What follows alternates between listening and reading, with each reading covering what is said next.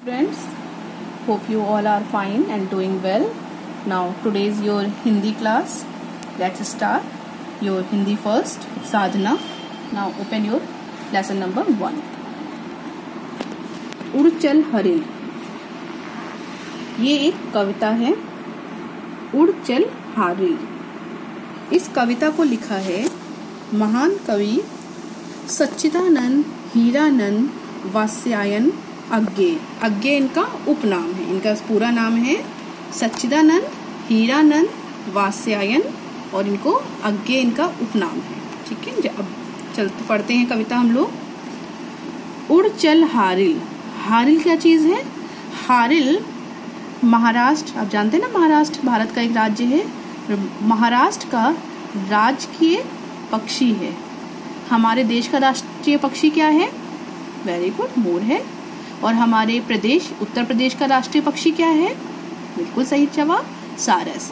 तो आप याद रखिएगा, हमारे देश का राष्ट्रीय पक्षी मोर है और हमारे प्रदेश उत्तर प्रदेश का राष्ट्रीय पक्षी सारस है।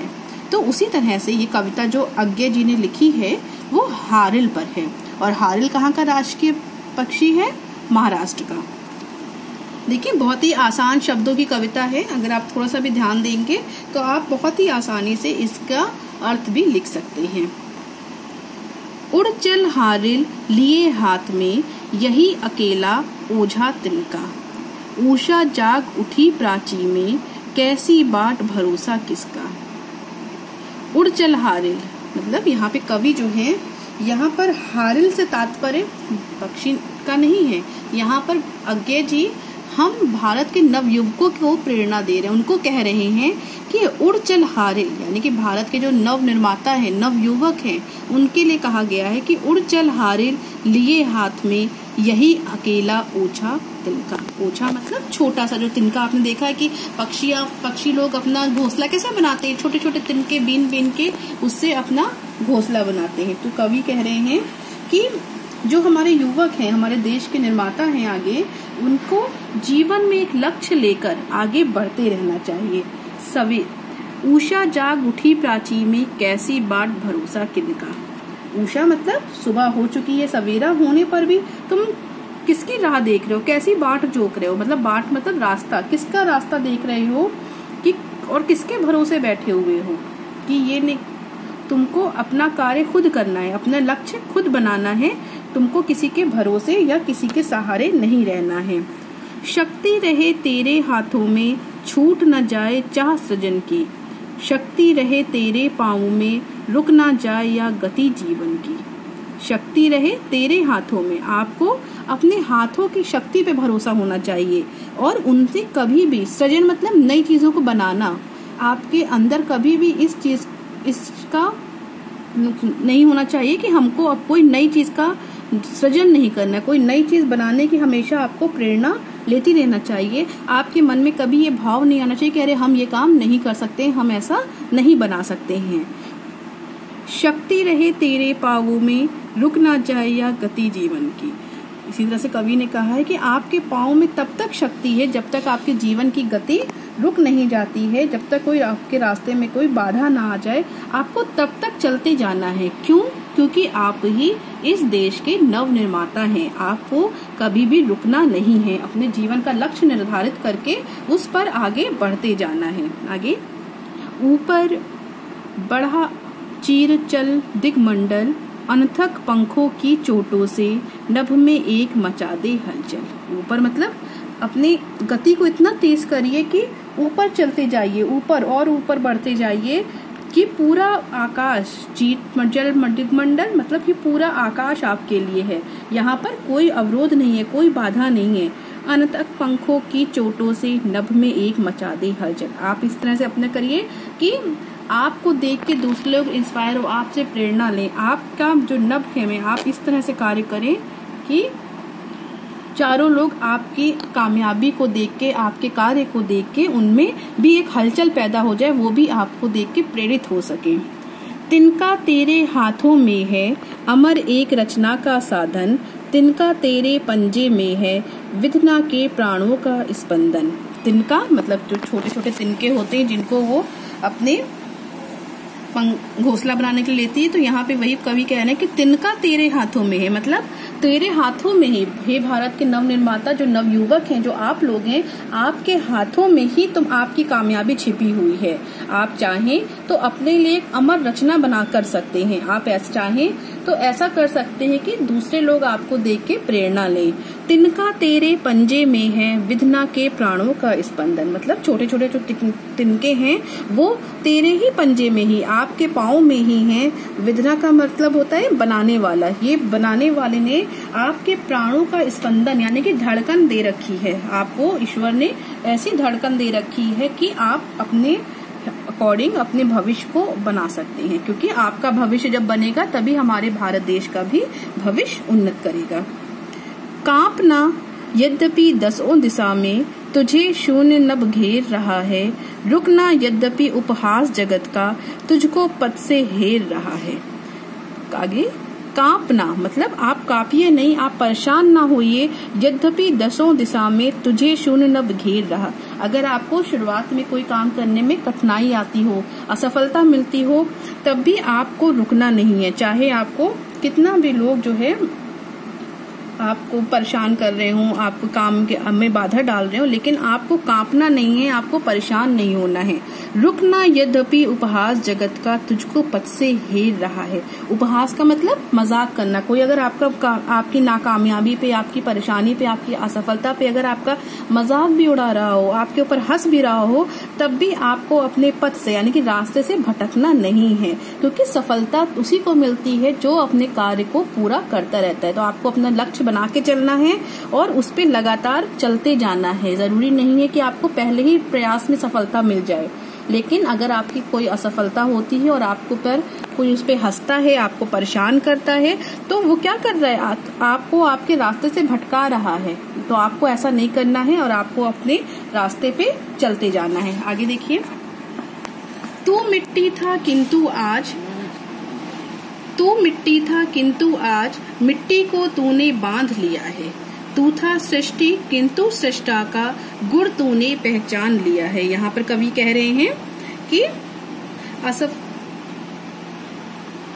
तू मिट्टी था, मतलब तुम छोटे बालक से बड़े हो रहे हो, बच्चे से बड़े होगे। तुम मिट्टी था किंतु आज मिट्टी को तूने बांध लिया है। अगर कभी तुमने अपने आप को इस तरह के लोगों से ऊपर उठ के देखने लगे, तो यानी कि तुमने उन उपहास करने वालों, मजाक उड़ाने वाले लोगों पर अपना काबू पा लिया है। उन लोगों की फिर वो कितना भी अगर हंसी मजाक करेंगे और आपको कोई फर्क नहीं पड़ता है, तो यानी कि आपको उनके कहने या ना कहने से कोई फर्क नहीं पड़ रहा है। किंतु तुमने मिट्टी पर भी नियंत्रण कर लिया है, क्योंकि अब तुम जो हो, तुम ही संसार बदलने वाले हो। अब तुम सृष्टि की रचना करने का गुण सीख रहे हो। कहने का मतलब ये है कि मानव जब आप असमर्थ हो जाएंगे और अक्षम नहीं रहेंगे, आप किसी भी कार्य करने को सक्षम बन जाएंगे, तो आप कुछ भी कर सकते हैं। अब तुमने सृष्टि का मिट्टी निश्चय है यथार्थ पर, क्या जीवन केवल मिट्टी है। तू मिट्टी पर मिट्टी से उठने की इच्छा किसने दी है। मिट्टी निश्चय है यथार्थ पर। आपको पता है मानव शरीर है, मिट्टी से बना है और मिट्टी में ही कल को मिल जाना है। तो क्या जीवन केवल मिट्टी है। क्या हमारा जीवन का उद्देश्य केवल इतना ही कि हम आज दुनिया में आए हैं, खाना पीना खेला कूदना करा और उसके बाद बिना कोई कार्य ऐसा किए जिससे लोग हमको याद रखें और हम ऐसे ही मर के अपने शरीर को मिट्टी में दबा दे। तो ऐसा नहीं है। तू मिट्टी पर मिट्टी से उठने की इच्छा किसने की है। आप तो मिट्टी तो हैं, लेकिन आपको अपने जीवन का उद्देश्य करना है कि मिट्टी से मानव जीवन मिट्टी से जैसा तो है, लेकिन आपको हारिल की तरह, जो हारिल पक्षी है उसकी तरह मिट्टी से ऊपर जाने की इच्छा करनी है।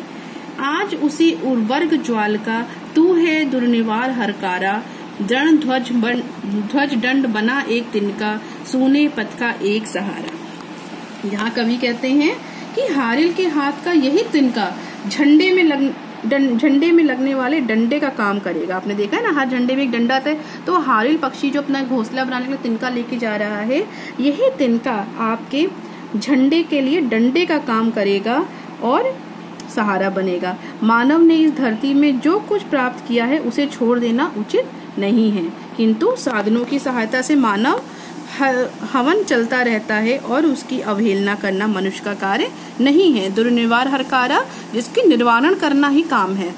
दृढ़ ध्वज दंड बना एक तिनका, यही जो तिनका है यही आपके ध्वज का दंड बनेगा, डंडा बनेगा और एक आपके रास्ते का सहारा बनेगा। मिट्टी से जो छीन लिया है वह तज देना धर्म नहीं है। जीवन साधन की अवहेलना कर्मवीर का कर्म नहीं है।